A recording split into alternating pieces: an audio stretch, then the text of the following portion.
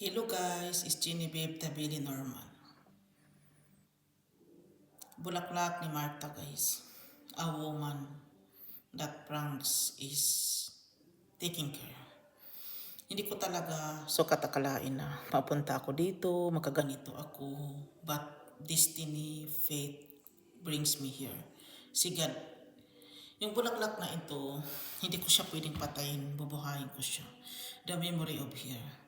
Parang nagsisimula pa kaming mabuhay. Iwan ko, hindi ko maintindihan. Mga bulaklak ko guys, na-remember ko yung bansa ko. Maraming ganito sa bansa ng Pilipinas. Kung wala, meron dito. Iwan ko, kung wala sa kanila, mayroon tayo sa Pilipinas. Naguluhan na ako sa mga pinagsasabi ko. I'm talking about the plants that I planting at all. Naloka-loka na rin ako. Summer na kasi, it's June, o pa-summer na yan, June, July, August. Hindi kayo maano sa akin mga pinagsasabi, hindi kayo ma-lost dahil I'm always telling the truth. Kasi sabi nila, pag vlogs daw talaga, pagka ikaw na yun.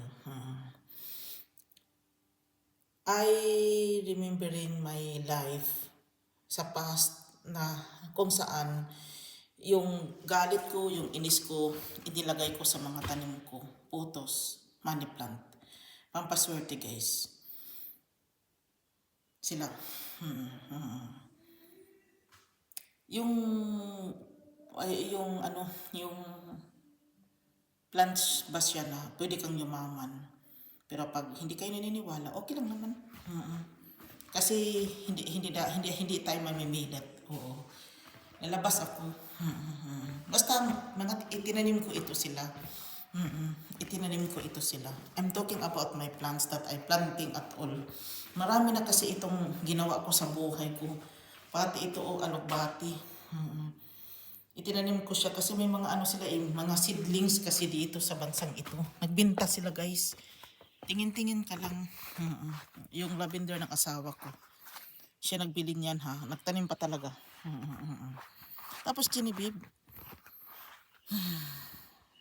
as what I told you, yung iba itinanim, yung iba kinuha ko sa nature, yung iba binundot-bundot ko yun.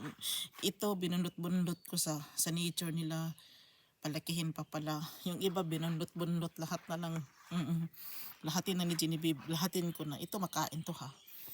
Pwede mo siyang i-decorate, pwede mo kainin, lahat-lahat sa kanya. Yung tagitis ko, nakalabas na talaga daw siya, ganun. Gusto ko lang sabihin sa inyo na ako si Genevieve Tabili Norman. Napunta sa bansang Sweden. Nagtanim na lang. Masaya ako. Guys, dito na lang ako. Maraming salamat. Bye.